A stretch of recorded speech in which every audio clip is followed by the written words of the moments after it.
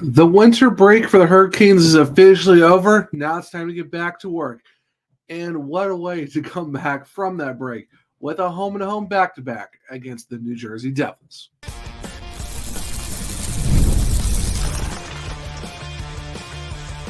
You're Locked On Hurricanes, your daily podcast on the Carolina Hurricanes. Part of the Locked On Podcast Network, your team every day. Welcome to a Friday edition of Locked On Hurricanes, your team every day, part of the Locked On Podcast Network.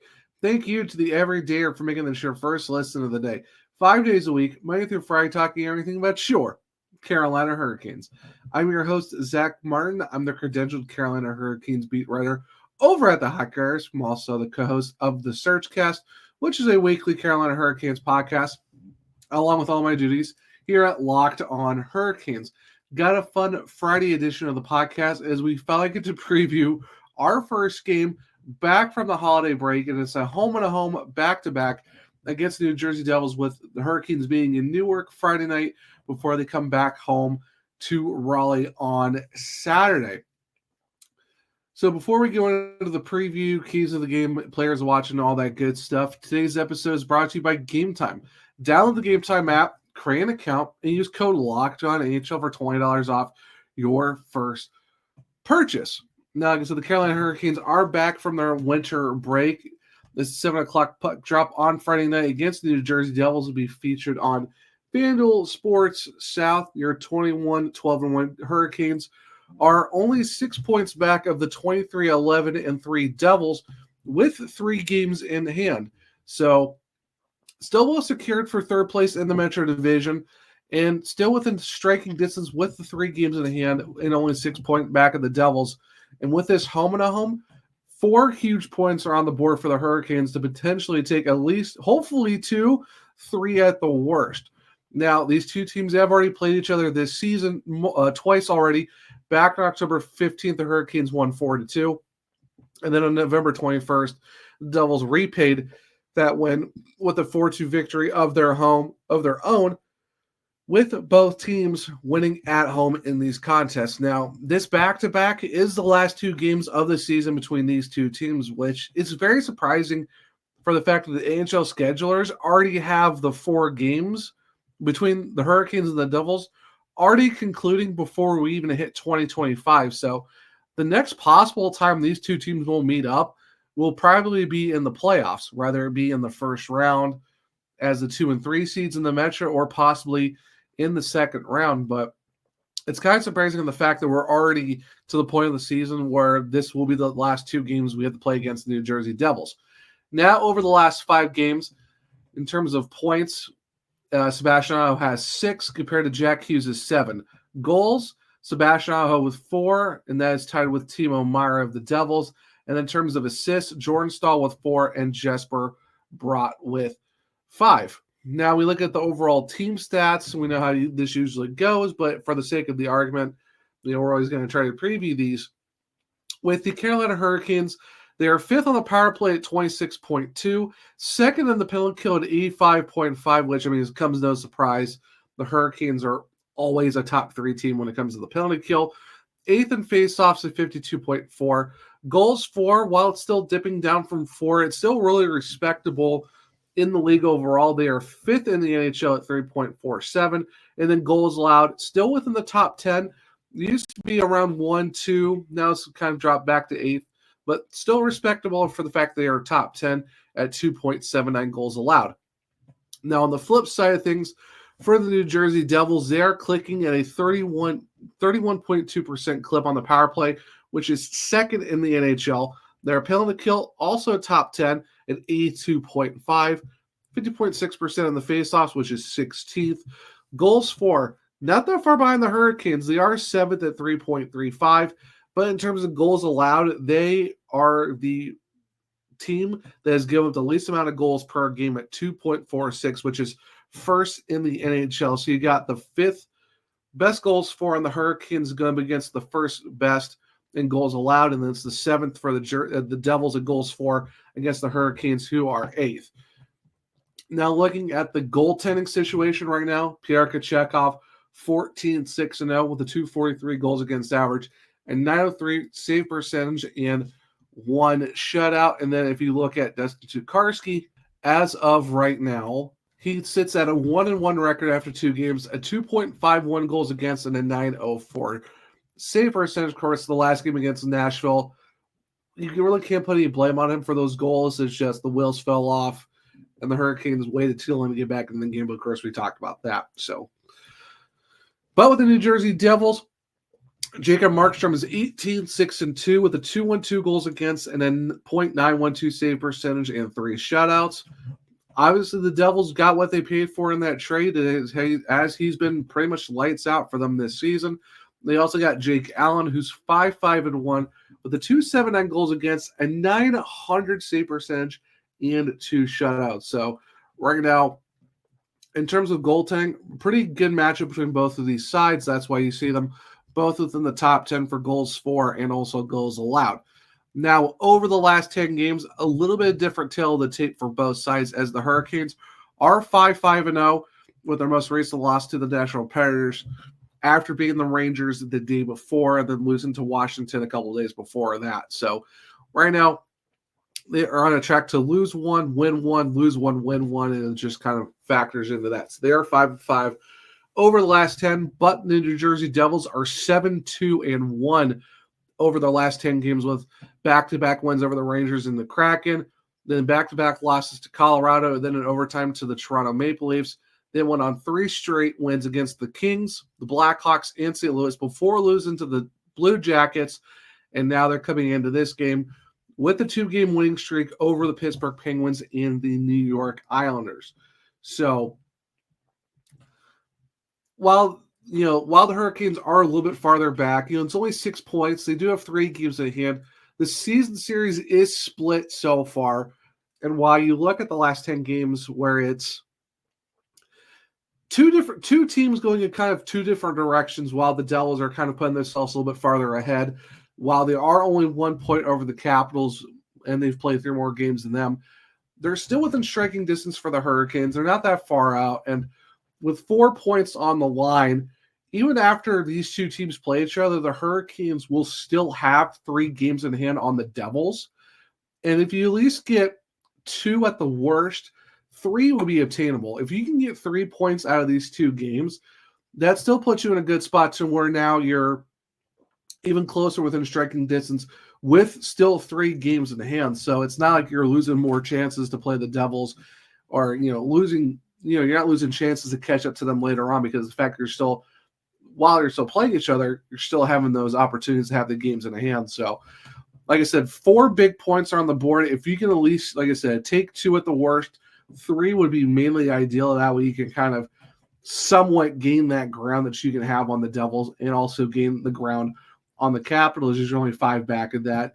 And then it kind of puts you farther ahead of the 4th place Pittsburgh Penguins for that last locked-in playoff spot going into the playoffs. So it'll be very interesting to see how that goes. I know the Hurricanes right now didn't really have the greatest game against Nashville going into the winter break on this past Monday.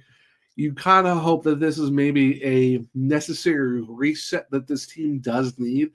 I know we talked about on Thursday's episode of possible trade targets. Well, I don't think they're going to make any trades right now, but if you ask me, I would hope they would kind of make ones closer into like somewhere in January.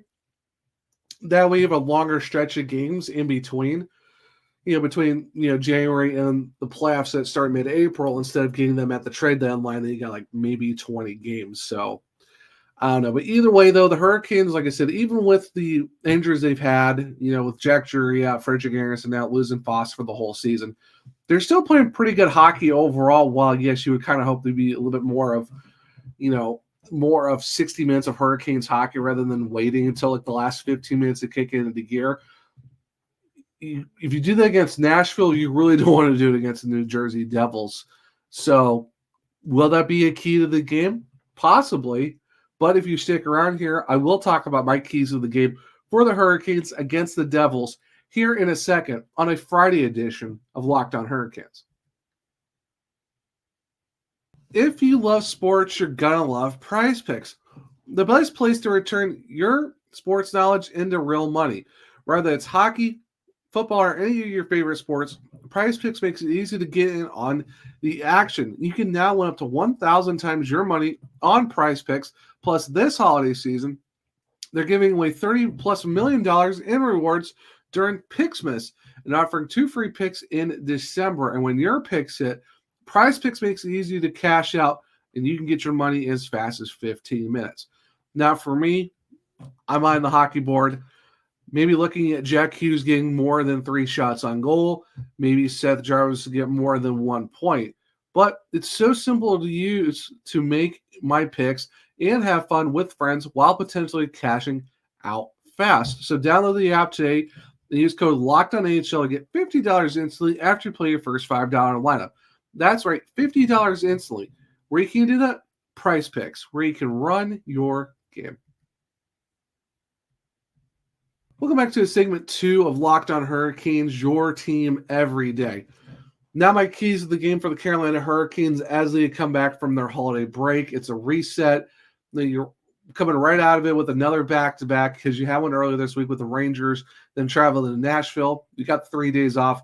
Now you're going to Newark to play the Devils Friday night, and then you come home once again to play them on Saturday. For both our games are at 7 o'clock. Then you have a nice little break until you have New Year's Eve against the Columbus Blue Jackets to finish out 2024.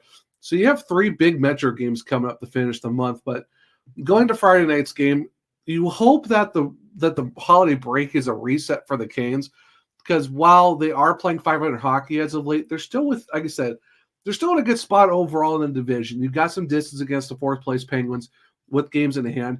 You're only 6 back of the Devils for first place if you want to go for it, with 3 games in hand. You're only 5 back of the Capitals while you have played the same number of games as well. So the Capitals, as you know, also do have that 3 games in hand on the Devils, but you're still within, like I said, still within striking distance overall. Going into this game, you got to hope that reset is kind of like a mental, hey, we haven't really played great hockey as of late. Ever since Utah, it's been kind of an up and down last month and a half, almost 2 months. And I think this is kind of where you want to get back to what was making it work for you earlier in the season, where you go 5-1 in the Western Canadian road trip. You go into Colorado, yes, you were up, kind of lost that game, but then you go and return to Vegas a couple days later and beat the brakes off the Golden Knights. So I think I'm hoping that this is where, okay, we have this reset, took a break, getting a breather. Let's get back to what's been making it work for the Hurricane, for this team early in the season. So for me, it's wipe away the last few games. You're starting fresh. You got the rest of the season to go through.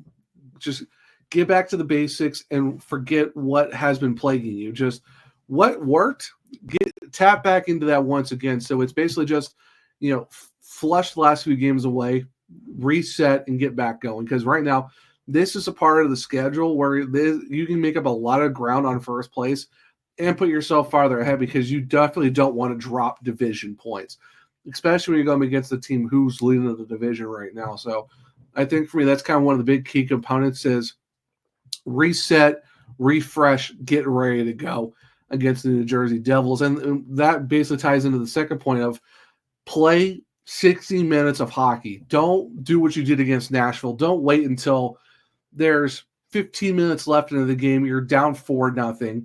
Especially to the worst team in the league, right? One of the worst teams in the league. Don't put yourself in a spot where you have to do a monumental comeback where now you turn that anthill into a pile, and it's a mountain now, and you're trying to figure out how to get that boulder up the hill.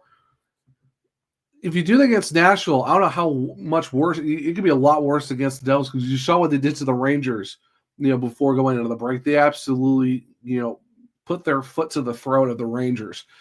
You don't want that same thing to happen to you, because, like I said, you can't play the Devils like you played against Nashville. If you do, this game can go sideways very, very quick.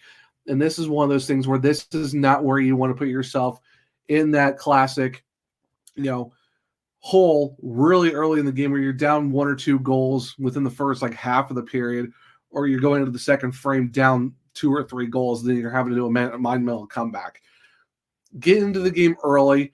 If you can get one within the first 10 minutes to quiet Prudential Center, then great. Then just keep rolling. But it's just, you cannot have a slow start.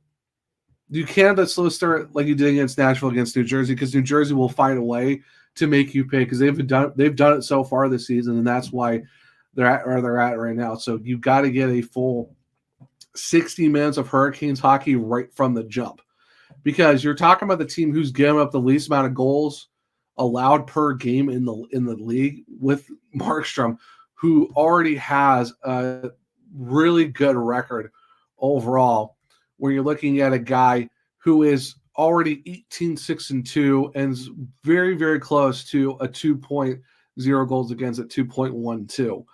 That's not something you want to do right now. And that's the kind of thing is where, while you're not giving up a lot of goals either at 2.79, the Devils are putting up almost just as much goals for per game as you are, while giving up, like I said, the least amount. So even with how the special teams is, where it's the second best power play against the second best penalty kill, and then the fifth power play for the Hurricanes against the seventh best for the Devils, across the board stats wise, this should be a very close game. And there's some aspects where the Devils have a little bit more of an edge over the Hurricanes in terms of just being able to shut teams down night in and night out while scoring the goals that they have been. And for special teams, it's pretty much neck and neck. You're talking second on second, fifth on seventh, across the board. So it's one of those things where you kind of have to find a way to get into it early and stay ahead of it, because you don't want to fall behind to the Devils. And for this third one, it's kind of ties into shut down the guys that that could hurt you. There's four former Hurricanes on the team. Eric Holla, that's Eric Holla. I'm not really worried about him, but it's, don't let Dougie Hamilton kill you like he did last game, where you saw him score a goal on a snipe, getting close in. You don't want to let him burn you. Brett Pesce, same thing. It's always that free space on the board whenever a former player plays against their team. Just ask Steve Dangle and the Toronto Maple Leafs. Seems like every former Leaf wants to score against them. So this is, you have to avoid that free space on the board to not let Pesce burn you in this game. And then, of course, the one guy I'm definitely want the Hurricanes to keep an eye on is Steph Nason, which is one of the guys I'm going to talk about and the players to watch in segment 3, so stick around for that. But what Steph Nason can do. He's having a heck of a season for the Devils. You got to give him some props. I know it stinks to see, you kind of wish he was with the Hurricanes. It is what it is, but you got to give flowers to him. 16 goals already on the season with 25 points. I mean, you wish it was for you, but hey, happy for Steph. Got his money. He's having a great season. Like I said, you wish it was for the Hurricanes, but that's the one guy I definitely want to keep an eye on, because that he will get in front of that crease, bang in the greasy goals, screen the goalie. He's that charm, that guy who can do it on the power play, even though you would never think of him as a power play guy, but you've seen him do it for the Hurricanes.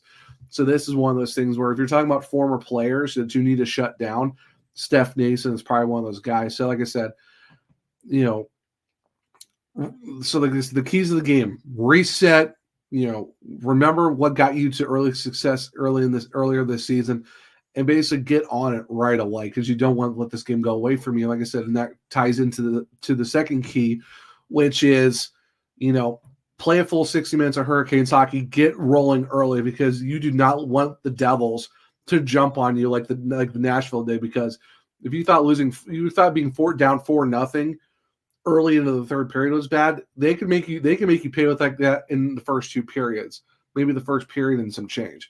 So definitely want to get that going. And then, like I said, point 3, neutralize the guys who potentially beat you. Like I said, Hamilton, Pesce, and especially Steph Nason. You want to neutralize those guys for the New Jersey Devils. And like I said, Steph Nason is a player to watch. But who are the other ones for the Devils? And who's the players to watch for the Carolina Hurricanes? So stick around, as I'll talk about that here in a second on a Friday edition of Locked On Hurricanes. Did Rocket Money help you find subscriptions you forgot about or you were paying for twice? That definitely happened to me. I had a few subscriptions I didn't even realize I was still paying for. And Rocket Money made it so easy to track them all down. It's like having a personal assistant for your finances.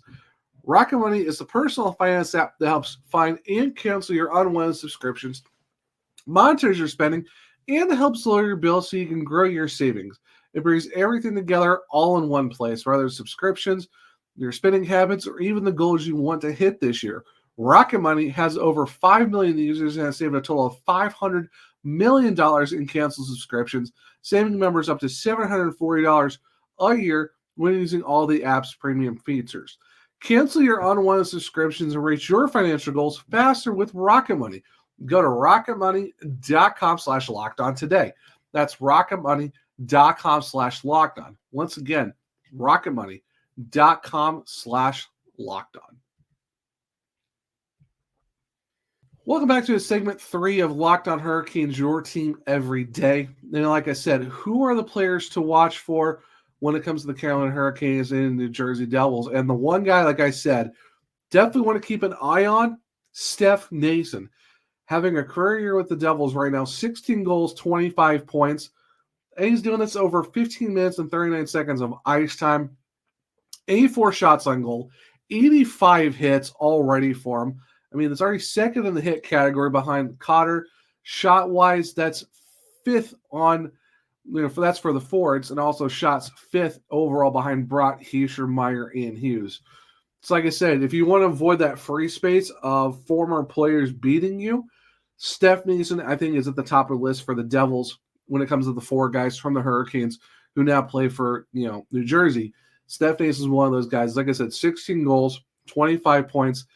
And we all know what he can do, especially in the greasy areas, right in front of the goal, behind the net, screening, all that stuff. You know that if it's special teams or if you got him on the ice, you got to have a body on him or he will beat you in front of that goal. And you really don't want to do that, especially when you're trying to, get back at the win column, take some 2 points, and get closer to the Devils in the standings. And obviously, this one's pretty easy. It's Jack Hughes. 15 goals, 45 points. He's tied on the points lead with Jesper Bratt, who both of them together are having a great seasons overall. Plus 12 for Hughes, Bratt's plus 13. And you cannot forget that Nico Heischer is also a plus 14. So you're talking 3 guys in the top 3 of the points for the Devils, for the forwards, all having a plus 39 for those 3 guys, and especially since they're also all shooting the lights out, with Jack Hughes leading the forwards at 133 shots. So that's one guy I definitely want to keep an eye on. So Nason, definitely Hughes as well. And like I said, and even for the defense, you got to look out for Kovacevic, because while he does have 10 points, he is a plus 17, playing 19 minutes and 53 seconds for the Devils. Like I said, you were thinking of maybe guys like Brett Pesce, Luke Hughes, Dougie Hamilton. I would say Kovacevic is one of those guys you really need to keep an eye on for the fact of how much of a shutdown defenseman he is right now. Like I said, only has 10 points, but he is a plus 17, does have 47 blocks, 50 hits, while playing almost 20 minutes of ice time. While it's considerably lower than everyone else, that's a guy who's a sneaky player that the Hurricanes need to keep an eye on. And obviously, Jacob Markstrom, he's just, an honorable mention. He's just been, playing really good for the Devils. That's a guy you really need to worry about beating going into this game. Now, for the Carolina Hurricanes, where do we necessarily start for this one? And for me, I think you got to look at Andrei Svechnikov. Played a little bit of the 4th line against the Predators, did move back up to the 2nd line with Kotkaniemi and Nietzsche, but he's one of those guys that you really got to hope finds that next gear, because while he does have 12 goals, 8 of them on the power play, 26 points, he is a -8 this year while having 106 shots for the forwards, which does lead the team. Does also lead the team in penalty minutes with 32 while averaging total ice per game, 17 minutes and 37 seconds. He's definitely someone I want to keep an eye on to hopefully have that big game where that he's playing his style. Big body, physical, drives to the net. It's just you can see where there is another gear for him for whatever reason. It's just not really clicking. So what you're hoping for Andrei Svechnikov is he clicks into the next gear and gets going, because it'd be really huge for him to have a big game especially against the Devils. Now, another guy I want to keep an eye on is Pyotr Kochetkov. Well, he's been playing some great hockey this year, 14-6-0 with a .903 save percentage and a .243 goals against. He is tied for 6 in wins with 14. Top 10 in goals against per game at 2.43. Yes, his save percentage isn't great, but overall, I think he's been playing some great hockey. Maybe he's not super consistent. Yes, he does give up soft goals. A lot of goalies in this league have so far, but overall, he has proven time and time again why goaltending isn't really the main issue for the Hurricanes. It's a lot of stuff going around it with like the mental game, forwards kind of being inconsistent as well. But if Kochetkov can come out into this game like he did against the New York Rangers, he will have a good shot of maybe trying to secure a win for the Hurricanes. Maybe he could steal the game or just be able to make it possible for them to stay in it so that way they can't stick with the Devils and win this game. So I'm definitely looking at Pyotr Kochetkov in the net if they go with him. I think it might be good to go with him at on the road unless they want to save him for the second half, because either way you're going to see Jakarski against the Devils. But I would think if you're going to a place like Newark, you would want Kochetkov to be that guy in the net against the Devils. Now, the other guy I want to keep an eye on is Marty Necas. He has kind of slowed down a little bit as of late. 44 points in 34 games, still waiting for that 15th goal because he is tied with Jack Roslovic, +1 on the season, 82 shots, doing an average ice time of 18 minutes and 28 seconds. While he was almost he was up to getting closer to the upside of almost 2 points per game, was at 1.46 before this small little stretch of cooling off a bit. It's not, I'm thinking he's not going back to his former game. It's just the inconsistent line mates aren't really there. Having different second line centers. Robinson always has been on his left wing. He's had to go through Roslovic, Robinson, Svechnikov, Carrier, Martinuk. It's just, I think right now you're seeing the line switching is affecting Marty Necas, because when it was him, Robinson, and KK, they were playing really well together. And they tried that again for a little bit, but it didn't last too long. I think if you want to get Necas running again, you got to make sure you have the line mates that are consistent and running with him, because if you keep switching it up, it's not really helping him. It doesn't help too, where it's like he has to feel he has to push himself extra because the rest of the team is kind of struggling overall. And I think that's where it's kind of, he's not playing his game. It's more of he's having to do that too much extra because he's like, oh, I'm that guy right now who's lights out for the Hurricanes. I need to step up more and do more than I'm already doing, which I think that runs into him doing too much, leads into a little bit more of the giveaways like we used to see. And, a lot of these teams are now focusing a lot more on Marty Necas. So if you have that guy on the other side to make the other teams worried, then it's like, okay, maybe they aren't targeting, double teaming, all this stuff on Necas, because right now you're seeing these teams going back to video, figuring out what's working for the Hurricanes and neutralizing it. Right now, if they neutralize Necas, it almost seems like the forward core just absolutely slows down. So I think while you're looking at Marty Necas have a big game, I think you've got to also have to see that you have the same line mates together and everyone else is going, because you cannot rely on 88 to lead the way every single game and try to get you back into it, or one-man showing, because while he's not trying to one-man show it, they're almost relying on him too much. So I think for Marty Necas to have a great game and kind of get back into that rhythm of going for a, Art Ross, or, just being able to play for the Hart Trophy as well. You got to have everyone else clicking around him and give him the proper line mates to make it work for him. So, like I said, in terms of the Hurricanes, I'm looking at Svechnikov, Kochetkov if he is playing, which I think he will be in game one, and then Marty Necas. And then in terms of the Devils, obviously it's, you got to look at, Jack Hughes, Steph Nason, and Kovacevic for the Devils. But guys, that will be a Friday edition of Locked On Hurricanes. Thank you for making your first listen of the day. For your second listen, make sure to check out Locked On Fantasy Hockey. Become a fantasy hockey expert and get the edge over your league mates with daily tips from Steal and Flip.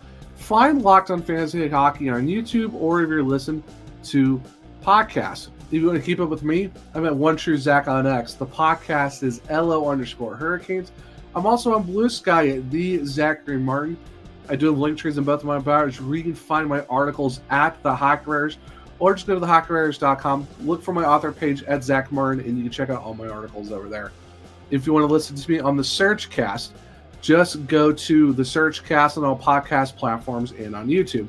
For this show, well, Google, Spotify, Apple, wherever you listen, Locked on Hurricanes. Subscribe, follow, leave a 5-star rating review, because I might just read it on the show.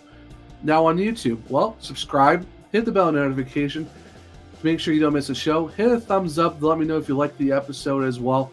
And in the comment section, what are your keys to the game? Who are the players that you're watching for the Hurricanes and the New Jersey Devils? Make sure to share it with all of their Caniacs so they become everydayers just like you. But I hope everyone enjoyed the Friday episode of Locked on Hurricanes. Hope everyone enjoys watching the game for the Hurricanes against the Devils on Friday night and also on Saturday back home at Lenovo Center. I hope everyone has a great weekend. Until next time, as always, let's go Canes.